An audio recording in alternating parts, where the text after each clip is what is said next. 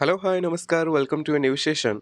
आज सेशन आम डिस्कसन करबा plus two second year political science तृतीय अध्याय जार ना होची संघीय व्यवस्था फेडरलिज्म फुल चैप्टर डिस्कसन करबा ए गोटी वीडियो रे फुल चैप्टर आपन माने पाई परिबे ता सहित नोट्स भी आपन कलेक्ट करि परिबे। ओके तो देरी नै करि चैनल स्टार्ट करबा आज रे सेशन।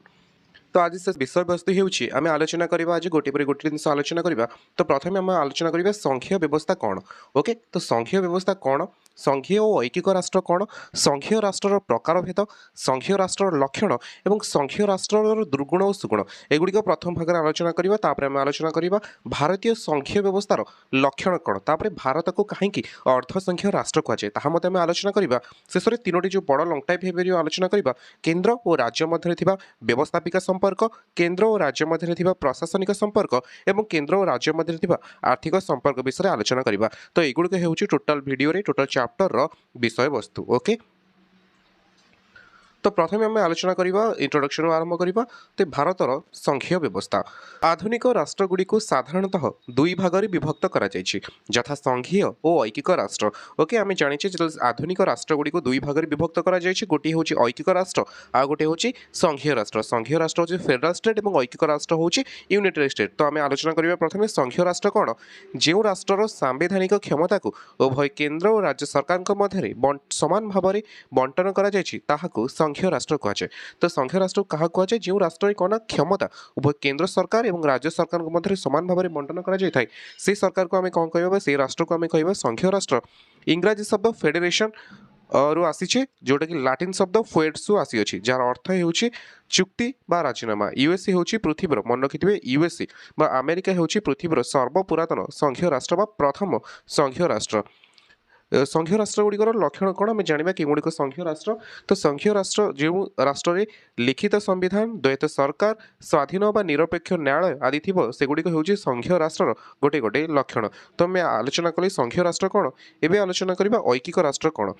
जो व्यवस्था समस्त क्षमता केंद्र सरकार एकत्रित होता है और राज्य सरकार गुड़ी केंद्र सरकार इच्छा अनुजाई क्षमता उपभोग करती ताहाकू ऐकिक राष्ट्र कहुए। यार प्रकृष्ट उदाहरण होउची इंग्लैंड एवं फ्रांस। इंग्लैंड और फ्रांस रे ऐकिक राष्ट्र देखा जाए, मन रखिए एमसीक्यू रे बेले बेले आसे चारिटी ऑप्शन दे दी पचार एगुड़िक मध्य केउठी संघीय राष्ट्र ना। तो इंग्लैंड एवं फ्रांस रे ऐकिक राष्ट्र अच्छी।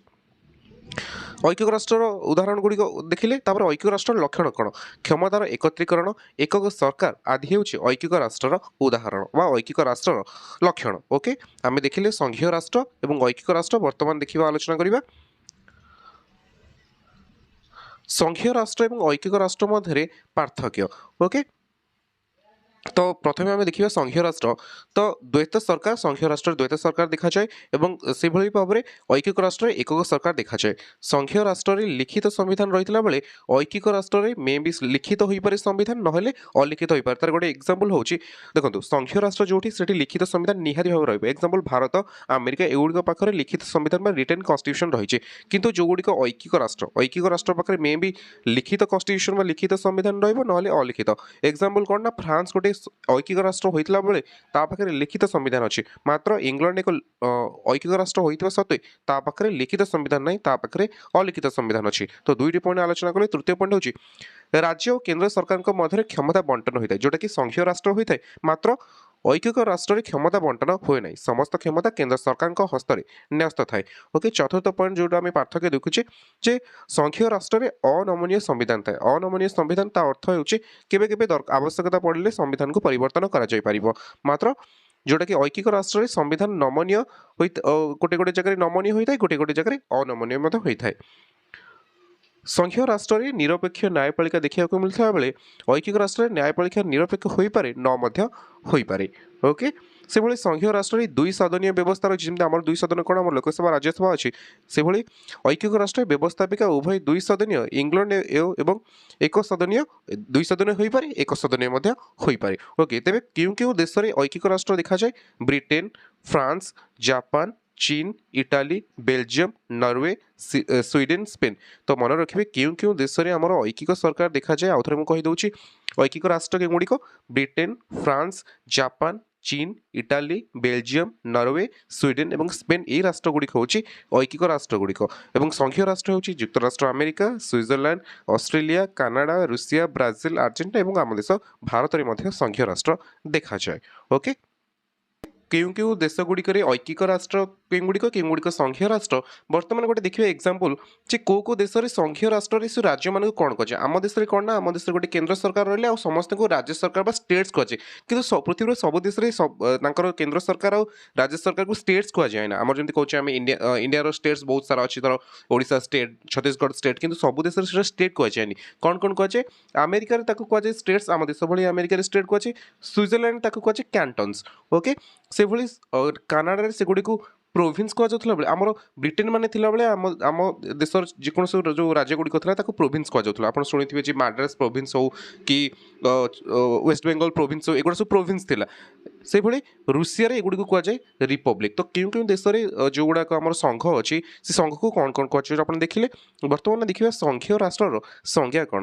ଏଭି ଡାଇସ୍ଙ୍କ ମତରେ ସଂଘୀୟ ରାଷ୍ଟ୍ରର ସଂଜ୍ଞା ହେଉଛି ଯେଉଁ ରାଜନୈତିକ ପଦ୍ଧତିରେ ଜାତୀୟ ଏକତା ତଥା କ୍ଷମତା ଓ ରାଜ୍ୟର ସ୍ୱାତନ୍ତ୍ର୍ୟ ସଂରକ୍ଷଣ ମଧ୍ୟରେ ସମ୍ଭବ ହୁଏ ତାହାକୁ ରାଷ୍ଟ୍ର ସଂଘ ବା ସଂଘୀୟ ରାଷ୍ଟ୍ର କୁହାଯାଏ। ଏଇ ଡେଫିନେସନ୍ କାହାର ଥିଲା? ଏଭି ଡାଇସିଙ୍କ ଥିଲା। ଏବେ ଦେଖିବେ ମଣ୍ଟେସ୍କ୍ୟୁଙ୍କ ମତରେ ଯେଉଁଠାରେ କେତେଗୁଡ଼ିଏ ସମଭାବାପନ୍ନ ରାଷ୍ଟ୍ର ଏକ ରାଷ୍ଟ୍ରର ସଭ୍ୟ ହେବାକୁ ସହମତ ପ୍ରକାଶ କରି ସରକାର ଗଠନ କରନ୍ତି ତାହାକୁ ସଂଘ କୁହାଯାଏ। ତ ଆପଣ ଦୁଇଟି ମନେ ରଖିବା ପାଇଁ ଚେଷ୍ଟା କରିବେ, ନହେଲେ ଯେଉଁଠି ଯେତେବେଳେ ଲଙ୍ଗ ଟାଇମ୍ ଲେଖୁଛନ୍ତି ଆଟଲିଷ୍ଟ ଗୋଟିଏ ବି ମନେ ରଖିବା ପାଇଁ ଚେଷ୍ଟା କରିବେ। ମଣ୍ଟେସ୍କ୍ୟୁଙ୍କର ମନେ ରଖିବା ପାଇଁ ପାଖାପାଖି ଇଜି ହେବ। ଓକେ, ନେକ୍ସଟ ଦେଖିବା।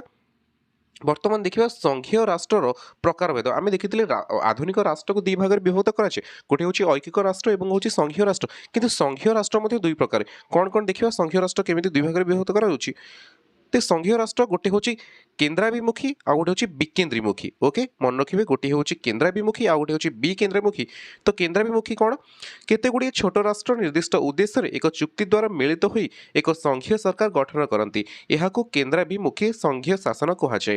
ଏହି ସରକାର ଗଠନ କରିବା ପାଇଁ ଅଂଶୀଦାର ରାଷ୍ଟ୍ରମାନଙ୍କୁ ସେମାନଙ୍କ କ୍ଷମତାରୁ କିଛି କିଛି ତ୍ୟାଗ କରିବାକୁ ପଡ଼ିଥାଏ। ଯୁକ୍ତରାଷ୍ଟ୍ର ଆମେରିକା, ସୁଇଜରଲ୍ୟାଣ୍ଡ ଓ ଅଷ୍ଟ୍ରେଲିଆ ପ୍ରଭୃତି ରାଷ୍ଟ୍ରରେ ଏହି ସରକାର ଦେଖିବାକୁ ମିଳିଥାଏ। ଓକେ, ତ ଗୋଟିଏ ଥିଲା ମୁଁ କହୁଛି ଆପଣଙ୍କୁ ସଂଘୀୟ ରାଷ୍ଟ୍ର ଦୁଇ ଭାଗରେ ବିଭକ୍ତ କରାଯାଇଛି। ଗୋଟେ ହେଉଛି କେନ୍ଦ୍ରାଭିମୁଖୀ ଆଉ ଗୋଟେ ହେଉଛି ବିକେନ୍ଦ୍ରୀମୁଖୀ। ତ କେନ୍ଦ୍ରାଭିମୁଖୀ କ'ଣ? କେନ୍ଦ୍ର ଅଭିମୁଖରେ କିଛି କିଛି ଛୋଟ ଛୋଟ କ'ଣ କରିବେ, ରାଜ୍ୟଗୁଡ଼ିକ ମିଶିକି ଗୋଟେ କେନ୍ଦ୍ର ସରକାର ଗଠନ କରିବେ। କେନ୍ଦ୍ର ଅଭିମୁଖୀ ସେମାନେ ଯାଉଛନ୍ତି। ଓକେ, କୋଉଠି ଦେଖାଯାଏ ଏଗୁଡ଼ିକ? ଯୁକ୍ତରାଷ୍ଟ୍ର ଆମେରିକାରେ। ଆମେ ଜାଣିଛୁ ଯୁକ୍ତରାଷ୍ଟ୍ର, ଆପଣଙ୍କ ନଲେଜ ପାଇଁ ମୁଁ କହି ରଖୁଛି, ଯୁକ୍ତରାଷ୍ଟ୍ର ଆମେରିକାରେ ପାଖାପାଖି 50ଟା ଷ୍ଟେଟ୍ ଅଛି। 50ଟା ଷ୍ଟେଟ୍ ପ୍ରଥମେ ମିଶିଲା ପରେ ଯାଇ ଯୁକ୍ତରାଷ୍ଟ୍ର ଆମେରିକା ହେଇଛି। ରାଷ୍ଟ୍ରଗୁଡ଼ିକ ଯୁକ୍ତ ହେଲା ପରେ ଯାଇକି ଆମେରିକା କ୍ରିଏଟ୍ ହେଇଛି। ଆଗେ ଆମେରିକା ହେଇନି, ଆଗେ ରାଷ୍ଟ୍ରଗୁଡ଼ିକ ମିଶିଲେ ତାପରେ ତା ନାଁ ଦେଲେ ସେମାନେ ଆମେରିକା। ସେଭଳି ସୁଇଜରଲ୍ୟାଣ୍ଡରେ ମଧ୍ୟ ଏବଂ ଅଷ୍ଟ୍ରେଲିଆରେ ମଧ୍ୟ। ଓକେ, ଗୋଟେ ରହିଲା କେନ୍ଦ୍ରାଭିମୁଖୀ, ଆଉ ଗୋଟେ ରହୁଛି ଗୋଟେ ଦେଖିଲେ ଆମେ କେନ୍ଦ୍ରାଭିମୁଖୀ, ଆଉ ଗୋଟେ ହେଉଛି ବିକେନ୍ଦ୍ରୀମୁଖୀ। ବିକେନ୍ଦ୍ରୀମୁଖୀ କ'ଣ? ଅନେକ ସମୟରେ ଖୁବ୍ ବଡ଼ ବଡ଼ ରାଷ୍ଟ୍ରରେ ଶାସନଗତ ଅସୁବିଧା ସୃଷ୍ଟି ହୁଏ। ଏହାର ସମାଧାନ ଏକ ଐକିକ ରାଷ୍ଟ୍ର ପକ୍ଷେ କଷ୍ଟସାଧ୍ୟ ହୋଇପଡ଼େ। ସେ କ୍ଷେତ୍ରରେ ଏକ ଐକିକ ରାଷ୍ଟ୍ରକୁ ଭାଙ୍ଗି ଦେଇ ରାଷ୍ଟ୍ରକୁ ବିଭିନ୍ନ ରାଜ୍ୟ ବା ପ୍ରଦେଶରେ ବିଭକ୍ତ କରିଦିଆଯାଏ। ଏହି ରାଜ୍ୟ ବା ପ୍ରଦେଶଗୁଡ଼ିକ କିଛିଟା ସ୍ୱତନ୍ତ୍ର ଉପଭୋଗ କରୁଥିଲେ ମଧ୍ୟ ସେମାନଙ୍କୁ ଏକ କେନ୍ଦ୍ର ସରକାର ନିର୍ଦ୍ଦେଶରେ କାର୍ଯ୍ୟ କରିବାକୁ ପଡ଼େ। କେନ୍ଦ୍ର ଓ ରାଜ୍ୟ ସରକାର ମଧ୍ୟରେ କ୍ଷମତା ବଣ୍ଟନ ଓ ସମ୍ପର୍କ ରକ୍ଷା ଏକ ଲିଖିତ ସମ୍ବିଧାନ ଅନୁସାରେ ହୋଇଥାଏ। ଏହାକୁ ବିକେନ୍ଦ୍ରୀମୁଖୀ ସରକାର କୁହାଯାଏ। ଭାରତ ଓ କାନାଡ଼ା ପ୍ରଭୃତି ରାଷ୍ଟ୍ରରେ ଏହି ସରକାର ପ୍ରଚଳିତ ଅଛି। ଆଶା କରୁଛି ଆପଣ ବୁଝିପାରିଥିବେ ଯେ କେନ୍ଦ୍ର ଅଭିମୁଖୀ କ'ଣ ଆଉ ବିକେନ୍ଦ୍ରୀମୁଖୀ କ'ଣ। କେନ୍ଦ୍ର ଅଭିମୁଖୀ ଯେତେବେଳେ କିଛି କିଛି ଛୋଟ ଛୋଟ ରାଜ୍ୟ ମିଶିକି କେନ୍ଦ୍ର ସରକାର ଗଠନ କରନ୍ତି, କିନ୍ତୁ ବିକେନ୍ଦ୍ରମୁଖୀ ଯେମିତି ଆମ ଭାରତରେ ପ୍ରଥମେ ଦେଶ ସୃଷ୍ଟି ହେଲା, ତାପରେ ଦେଶ ରାଜ୍ୟ ସୃଷ୍ଟି କରିବ। ଓକେ, ନେକ୍ସଟ ଦେଖିବା ସଂଘୀୟ ରାଷ୍ଟ୍ରର ଲକ୍ଷଣ କ'ଣ। ଓକେ, ବହୁତ ଇମ୍ପୋର୍ଟାଣ୍ଟ ଅଛି, ମନେ ରଖନ୍ତୁ ସଂଘୀୟ ରାଷ୍ଟ୍ରର ଲକ୍ଷଣ କ'ଣ। ତ ପ୍ରଥମେ ଦେଖିବା ସଂଘୀୟ ରାଷ୍ଟ୍ରର ଲକ୍ଷଣ ହେଉଛି ସଂଘୀୟ ରାଷ୍ଟ୍ର ଗଠନ ପାଇଁ ଆନ୍ତରିକତା। ରାଷ୍ଟ୍ରମାନଙ୍କ ମଧ୍ୟରେ ଉତ୍ତମ ବୁଝାମଣା ନ ରହିଲେ ଓ ଉଦ୍ଦେଶ୍ୟ ସ୍ପଷ୍ଟ ନହେଲେ ସେମାନଙ୍କୁ ଚୁକ୍ତିବଦ୍ଧ କରିବା ସହଜ ନୁହେଁ। ସଂଘୀୟ ରାଷ୍ଟ୍ର ଗଠନ ପାଇଁ ରାଷ୍ଟ୍ରମାନଙ୍କ ତରଫରୁ ଅନୁକୂଳ ମନୋଭାବ ପ୍ରକାଶ ପାଇବା ଉଚିତ।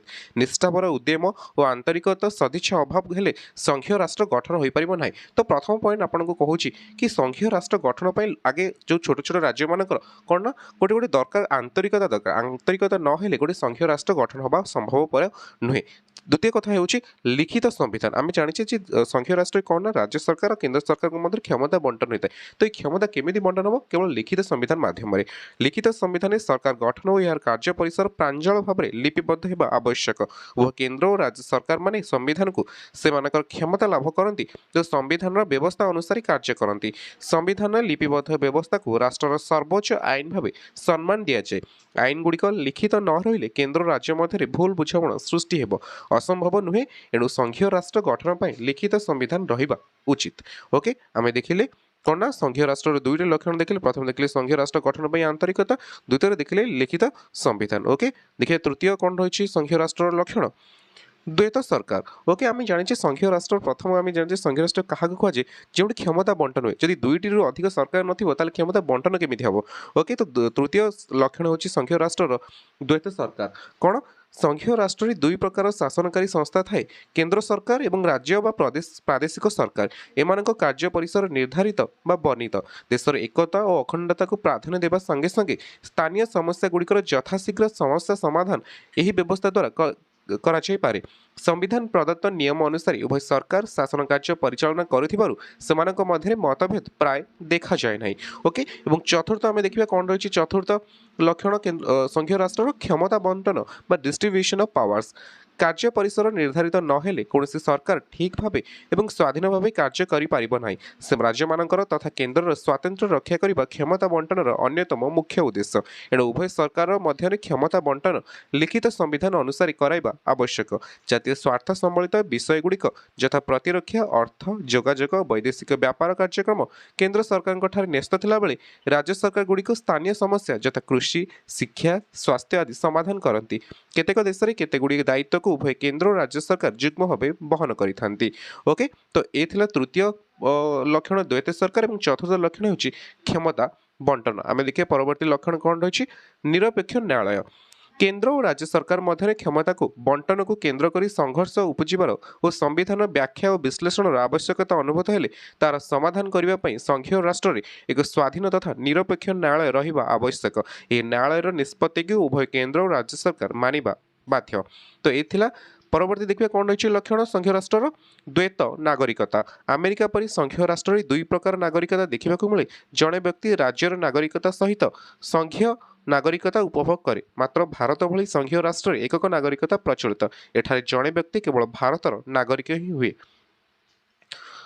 ओके तो ये थिला कौन आम आलोचना कले संघीय राष्ट्र लक्षण गुड़िक एवं आलोचना करबा संघीय राष्ट्र सुगुण और दुर्गुण गुड़िक प्रथम आलोचना करबा संघीय राष्ट्र सुगुण कौन ओके तो प्रथम सुगुण होउची शक्तिशाली राष्ट्र गठन छोट छोट राष्ट्र गुड़िक मिलित भाव राष्ट्र गठन करुथिबारु प्रतिरक्षा तथा उत्पादन क्षेत्र में दक्षता वृद्धि पाए पारस्परिक सहयोग प्रतिष्ठित होइतिबारु राज्य माने निजर स्वतंत्र न हराई एक शक्तिशाली राष्ट्र गठन करिथांती तो प्रथम सुगुण होउची कौन ना संघीय व्यवस्थार कि एटा गोटे शक्तिशाली राष्ट्र गठन करिपारे द्वितीय सुगुण होउची राज्य केंद्र मध्य समन्वय संघीय राष्ट्र केंद्र और राज्य सरकार स्वार्थ संरक्षण निमित्त समन्वय प्रतिष्ठा होइथाय जातीय संहति और प्रादेशिक स्वातंत्र्य सुरक्षित हुए उभय सरकार मध्य संघर्ष मनोभाव स्पष्ट हुए ना ओके तो द्वितीय आम देखिए सुगुण कौन उभय राज्य और केंद्र सरकार मध्य समन्वय सृष्टि होता है तृतीय सुगुण होउची विभिन्नता मध्य एकता संघीय राष्ट्र में विभिन्न भाषा धर्म साहित्य और संस्कृति देखा मिलता ही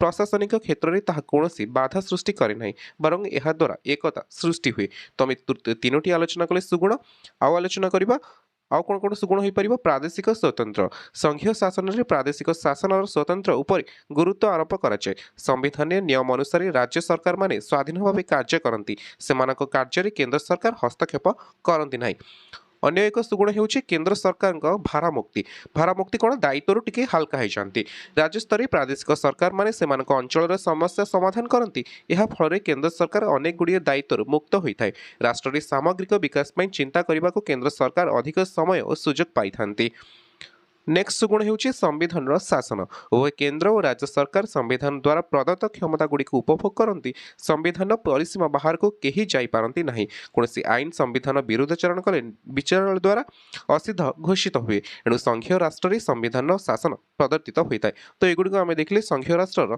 सुगुण बर्तमान आलोचना करबा संघीय राष्ट्र दुर्गुण गुड़िक कौन प्रथम होउची द्वैत शासन संघीय राष्ट्र दुई प्रकार शासन कल थिबारु शासन में भिन्नता प्रकाश पाई था अनेक समय गोटे विषय उपर विभिन्न प्रकार आईन प्रणयन होई देश मध्य विशृंखला सृष्टि हुए आपको प्रकृष्ट उदाहरण समस्या कौन सृष्टि हम जो आम देखुचे जे केन्द्र में गोटे जब बीजेपी सरकार एवं अच्छी राज्य में सपोज आम ओडिशा रे बिजेडी सरकार अच्छी तो गोटे आईन को नहीं उभय दुईटा जेहतु सरकार अच्छी दी जन भर किसी द्वंद्व सृष्टि होवार यथेष संभावना रही जमी वेस्ट बेंगल टीएमसी सरकार अच्छी ममता बानार्जी केन्द्र में मोदी सरकार अच्छी तो उभय मध्य सब किसी ना कि द्वंद्व सृष्टि होती तो दुईटी शासन कल थी द्वैत शासन व्यवस्था सृष्टि हुए जोटा कि संघीय व्यवस्थार गोटे दोष द्वितीयटी हूँ क्षमता संघर्ष केन्द्र और राज्य मध्य क्षमता संघर्ष सृष्टि हुए यही संघर्ष राज्य और केन्द्र संपर्क को दुर्बल कर दिए राज्य माने केन्द्र आधिपत्य और केन्द्र राज्यर स्वातंत्र्य को विरोध करती आर गोटे प्रकृष्ट उदाहरण आप पाइपर जो दिल्ली आउ दिल्ली सरकार और केन्द्र सरकार मध्य सब किसी ना कि कथा को नहीं द्वंद्व सृष्टि हुए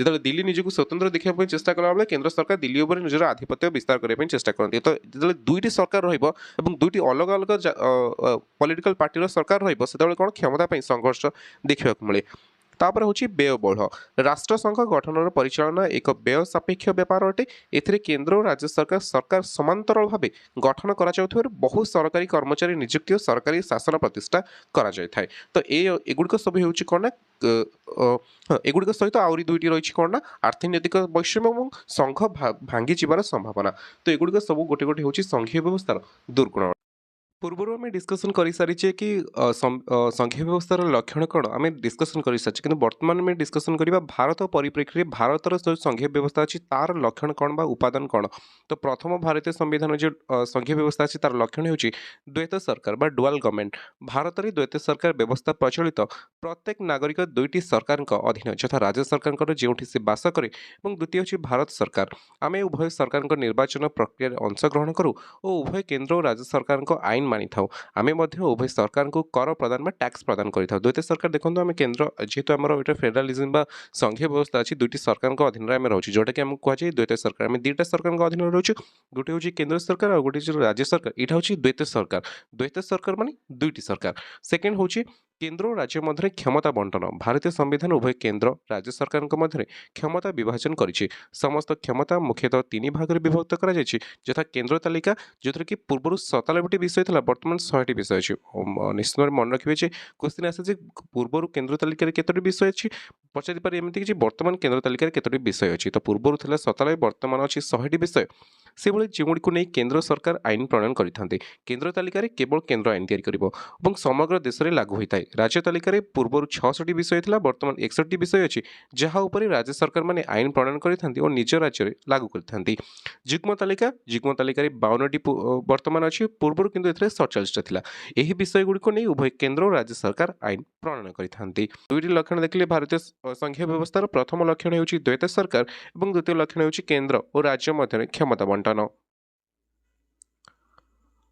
एबे देखिबा तृतीय एक लिखित संविधान बा रिटेन कन्स्टिट्यूशन भारतीय संविधान एक लिखित संविधान और पृथ्वीर बृहत्तम संविधान अटे मन रखिए ये गोटे सर्ट क्वेश्चन आपन पृथ्वीर बृहत्तम संविधान होउछि भारतीय संविधान यह मूलतः 395टी धारा मूलतः मुझे कहूँ जो 1950 मसीह जनवरी 26 तारिख में आम ग्रहण कलु से 395टी धारा 22टी भाग और 8टी अनुसूची को नहीं सृष्टि होता वर्तमान भारतीय संविधान एकादश और द्वादश भाग धारा 245 रु धारा 300 पर्यंत केन्द्र और राज्य मध्य व्यवस्थापिका कार्यपालिका और प्रशासनिक एवं आर्थिक संपर्क स्पष्ट भाव उल्लेख होइछि उभय संविधान क्षमता लाभ करते संविधान नीति अनुଯାयी कार्य करते धारा 368 संविधान को संशोधन करिवार स्वतंत्र व्यवस्था रही मन रखु धारा 368 प्राय most of the time exam आसे क्यों धारा संविधान संशोधन हो पार धारा आर्टिकल 368 अनुसार संविधान को संशोधन कर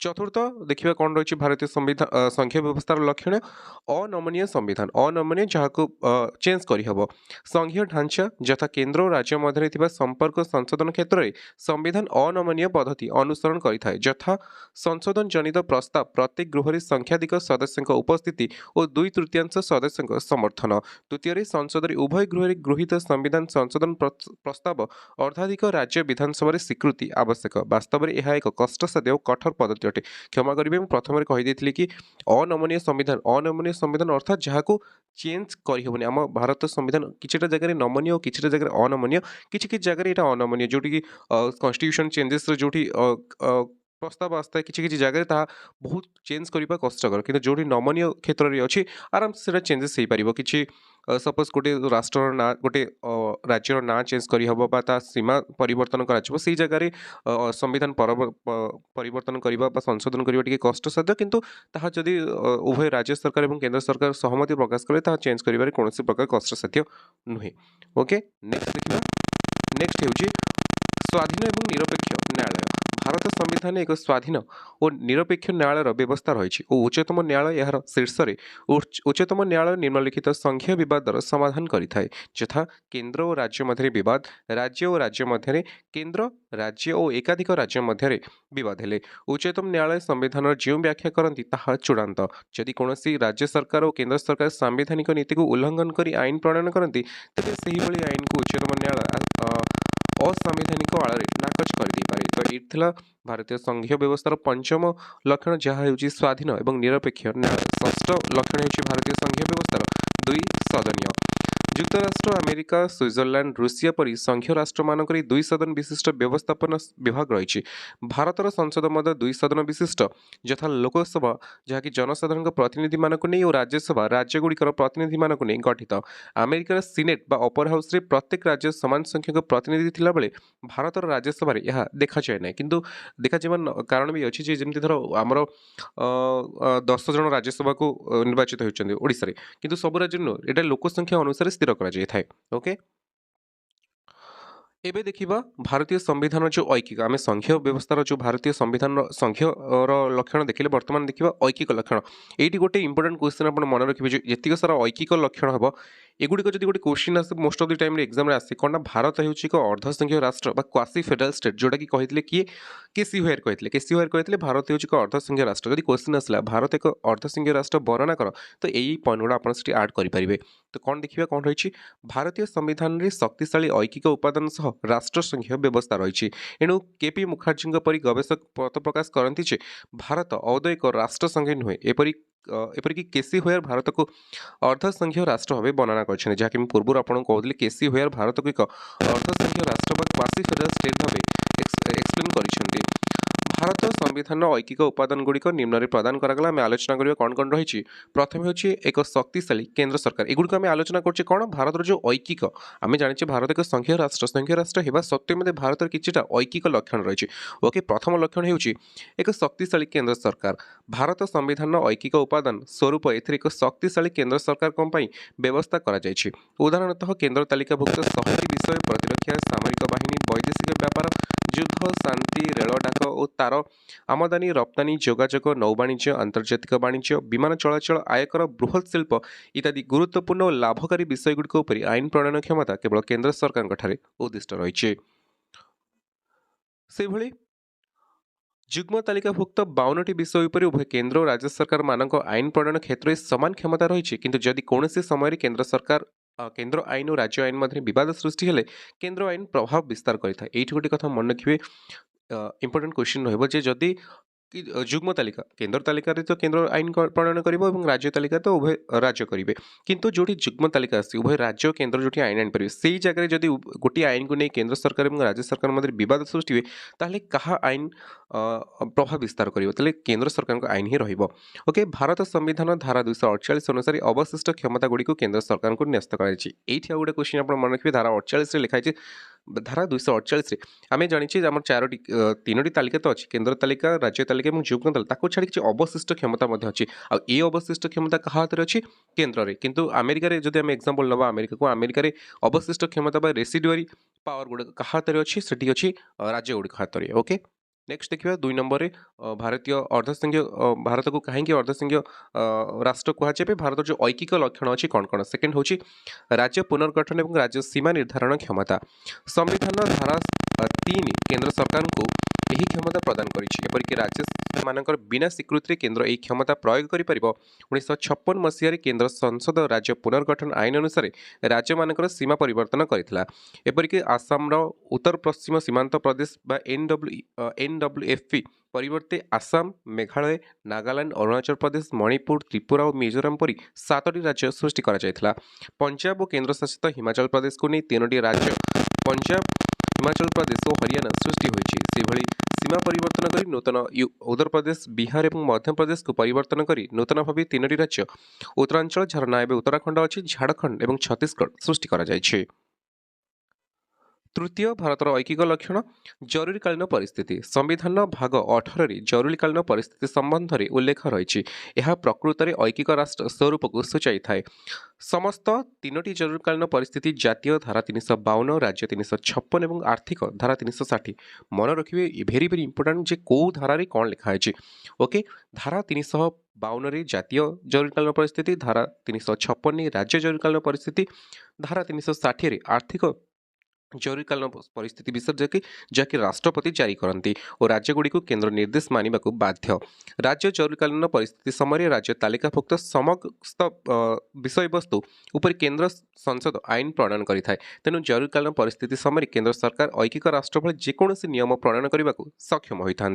यह तृतीय लक्षण। चतुर्थ होउछि अंतःराज्य नदी जल बंटन विवाद। धारा 262 एक आउ गोटे इंपोर्टाट धारा आपको मन रखा पड़े क्यों धारा अनुसार अंतःराज्य नदी जल बंटन विवाद समाधान होता है।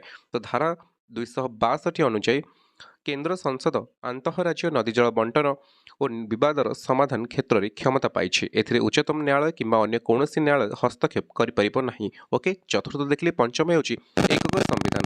साधारणतः संघीय राष्ट्र राज्य केन्द्र में अलग अलग संविधान रही है, मात्र भारत में यार व्यतिक्रम देखा जाए। भारत में एकक संविधान प्रचलित पूर्वर भारत में केवल जम्मू काश्मीर पे अलग संविधान थिला, किंतु वर्तमान ताहा मध्य उच्छेद करा जायछि। तापरे देखिबा कोन लक्षण रही। सप्तम लक्षण होउछि भारतर ऐकिक राष्ट्रर एकक नागरिकता। भारत संविधान में जाति धर्म वर्ण लिंग और जन्मस्थान निर्विशेष समस्त को एकक नागरिकता प्रदान करिबार व्यवस्था रही। अष्टम लक्षण साधारण निर्वाचन आयोग। केंद्र संसद और राज्य विधानमंडल निर्वाचन परिचालना पई एक साधारण निर्वाचन आयोग रही। राष्ट्रपति प्रधानमंत्री परामर्श क्रमे मुख्य निर्वाचन आयोग को नियुक्ति दियंती, जी कि समस्त निर्वाचन को परिचालना करती। निर्वाचन संबंधी आईन प्रणयन क्षमता संसद ठारे रही। राज्य मध्य निर्वाचन परिचालना दिगरे आईन प्रणयन करिपारे, किंतु ताहा केंद्र आईन को अवमानना करिपारिब नाही। नवम लक्षण सर्वभारतीय सेवा। आम संविधान अन्य एक गोटी ऐकिक उपादान है सर्वभारतीय सेवा, यथा भारतीय प्रशासनिक सेवा और भारतीय पुलिस सेवा, जोटा कि आम आईएएस और आईपीएस कहूचे। एथिरे नियुक्ति पाइथिबा ऑफिसर माने उभय केंद्र और राज्य प्रशासन मुख्य प्रशासनिक दायित्व तुलाई थांती। सेमाने केंद्र जनसेवा आयोग द्वारा नियुक्ति पाई केंद्र घरोई मंत्रालय द्वारा प्रशिक्षण पाती, किंतु राज्य और केन्द्रांचल प्रशासनिक कार्य तुलाई थांती। आ गोटे कथा इंपोर्टेंट कथा मन रखिए जे क्यों धारा सर्वभारतीय सेवा विषय वर्णना करा जायछि। धारा 312 इंपोर्टेंट अच्छी निहाती भारी धारा गुड़िक मन रखा चेष्टा करेंगे। दशम लक्षण होउछि महाहिसाब नियंत्रक और समीक्षक। राष्ट्रपति महाहिसाब नियंत्रक और समीक्षक को नियुक्ति दियंती, जे कि उभय केंद्र और राज्य सरकार हिसाब तदारक करने सह आवश्यक तले तज्जनित नियंत्रण प्रस्तुत करी हिसाब से सठिक रक्षणाबेक्षण करती। 11 नंबर लक्षण राज्यपाल नियुक्ति। राज्यपाल होउछंती राज्यर कार्यपालिका मुख्य, जे कि राष्ट्रपति द्वारा नियुक्ति प्राप्त। राज्यपाल केंद्र प्रतिनिधि हिसाब से कार्य करती। गोटे कथा मन रखिए जे किए केंद्र प्रतिनिधि हिसाब से राज्य कार्य करते से होउछंती राज्यपाल। राष्ट्रपति स्वीकृति पाई राज्यपाल किछि चिठा बा बिल को संरक्षण करिपारंती। आवश्यक स्थले केंद्र कौनसी एक निर्धारित राज्य सरकार को क्षमताच्युत करने पाई राज्यपाल को निजर प्रतिनिधि रूपे व्यवहार करिपारे। 12 नंबर लक्षण राज्य मानक उपरे आर्थिक नियंत्रण। भारत संविधान केंद्र और राज्य मध्य आर्थिक संपर्क अथवा विभिन्न टैक्स संपर्क में प्रांजल भाव बंटन होइथिले मध्य सर्वदा राजस्वर सर्वाधिक भाग केंद्र सरकार उपभोग करिथांती। तेणु राज्य माने सर्वदा केंद्र अनुदान उपरे निर्भर करिथांती। प्रति 5 वर्ष रे राष्ट्रपति अर्थ आयोग नियुक्त करती और यार सुपारिश क्रमे केंद्र राज्य मध्य कर और राजस्व बंटन होता है। यह मध्य राज्य मानक केंद्र अनुदान नीति निर्धारण करिथाए। तो एगुड़ी आम जेकोसी 12टी एपर्यंत देखिले जे भारत को कहीं अर्धसंघीय राष्ट्र कहुए कि भारतर ऐकिक राष्ट्र लक्षण गुड़िक कौन। आशा करुँच आपको भल लगी। तो एबे आमे देखिबा केंद्र और राज्य मध्य थिबा व्यवस्थापिका संपर्क रे कौन रही। एटा गोटे सेपरेट लंग टाइप हो पारिबो, मन रखिया चेष्टा करेंगे। बहुत थर एग्जाम रे क्वेश्चन आसी सारी कि केंद्र और राज्य सरकार मध्य थिबा व्यवस्थापिका संपर्क आलोचना कर। ओके, आपण केमते लिखिबा स्टार्ट करेंगे। ଭାରତ ସମ୍ବିଧାନର ଏକାଦଶ ବା 11 ଭାଗରେ କେନ୍ଦ୍ର ଓ ରାଜ୍ୟ ମଧ୍ୟରେ ଥିବା ବ୍ୟବସ୍ଥାପିକା ସମ୍ପର୍କରେ ବର୍ଣ୍ଣିତ ହୋଇଛି। ଆଇନ ତିଆରି କ୍ଷମତା ଏହି ଦୁଇଟି ସରକାରଙ୍କ ମଧ୍ୟରେ ବିଭାଜନ ହୋଇଛି। ଭାରତ ଏ କ୍ଷେତ୍ରରେ କାନାଡା ଢାଞ୍ଚା ଗ୍ରହଣ କରିଛି, ଯାହାକି ସମସ୍ତ କ୍ଷମତା ମୁଖ୍ୟତଃ ତିନୋଟି ତାଲିକାରେ ବଣ୍ଟନ କରାଯାଇଛି, ଯଥା କେନ୍ଦ୍ର ତାଲିକା, ରାଜ୍ୟ ତାଲିକା ଏବଂ ଯୁଗ୍ମ ତାଲିକା। ଓକେ, ଯଦି ଗୋଟେ କ୍ୱେଶ୍ଚିନ୍ ଆସୁଛି ଯେ କେନ୍ଦ୍ର ଓ ରାଜ୍ୟ ମଧ୍ୟରେ ଥିବା ବ୍ୟବସ୍ଥାପିକା ସମ୍ପର୍କରେ ଆଲୋଚନା କର, ଆପଣ ନିହାତି ଭାବେ ଲେଖିପାରିବେ। ତ ତିନୋଟି କ୍ଷମତା ଯେଉଁ ତାଲିକା ଅଛି ସେ ତାଲିକା ଏଠି ଉଲ୍ଲେଖ କରାଯିବ। ପ୍ରଥମ ତାଲିକା ଅଛି କେନ୍ଦ୍ର ତାଲିକା, 100ଟି ବିଷୟବସ୍ତୁ। କେନ୍ଦ୍ର ତାଲିକା ଜାତୀୟ ପ୍ରାଧାନ୍ୟ ଥିବା 100ଟି ବିଷୟବସ୍ତୁକୁ ନେଇ ପ୍ରସ୍ତୁତ କରାଯାଇଅଛି, ଯେଉଁଗୁଡ଼ିକୁ ନେଇ କେନ୍ଦ୍ର ସରକାର ହିଁ ନିୟମ ତିଆରି କରିଥାଏ।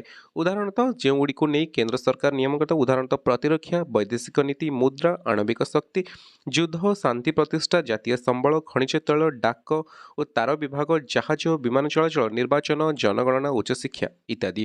ତ ଏଗୁଡ଼ିକ ସବୁ କେନ୍ଦ୍ର ତାଲିକାରେ ଅଛି, ଯାହାକି କେନ୍ଦ୍ର ଓ ରାଜ୍ୟ ମଧ୍ୟରେ ଥିବା ବ୍ୟବସ୍ଥାପିକା ସମ୍ପର୍କର ପ୍ରଥମ ପଏଣ୍ଟ। ସେକେଣ୍ଡ ହେଉଛି ରାଜ୍ୟ ତାଲିକା।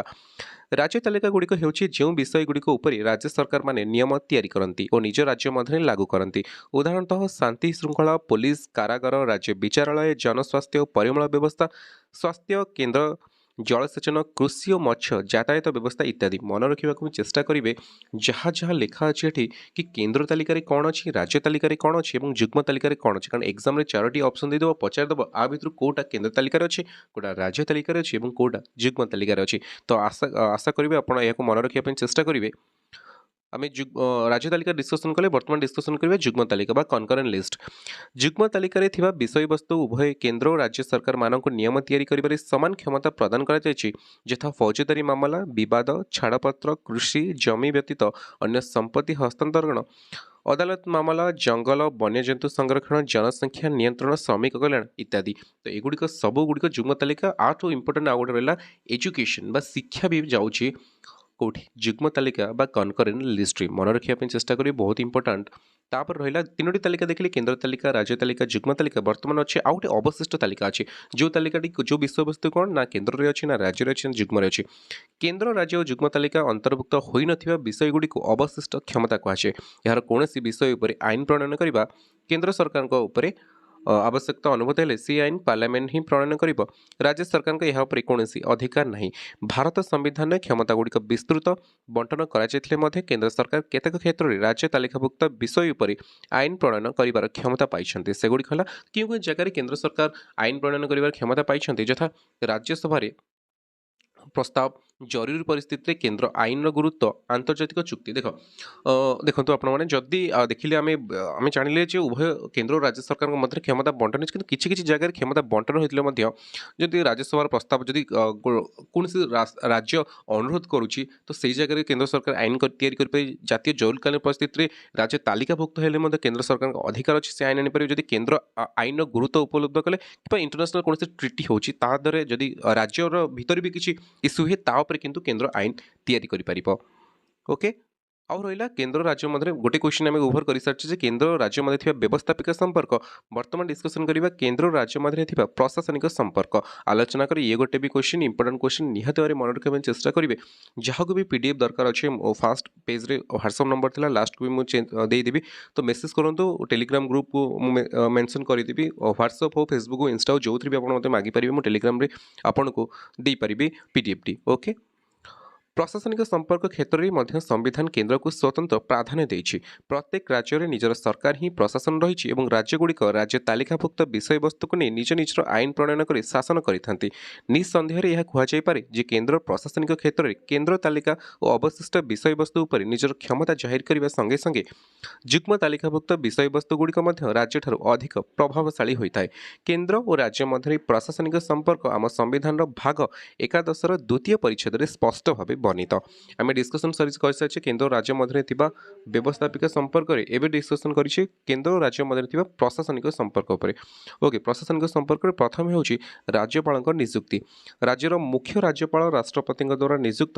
ରାଷ୍ଟ୍ରପତି ରାଜ୍ୟପାଳ ନିଯୁକ୍ତି ସମୟରେ ରାଷ୍ଟ୍ରପତି ସେହି ରାଜ୍ୟର ମୁଖ୍ୟମନ୍ତ୍ରୀଙ୍କ ପରାମର୍ଶ ନେଇପାରନ୍ତି, ମାତ୍ର ଏହା ବାଧ୍ୟତାମୂଳକ ନୁହେଁ।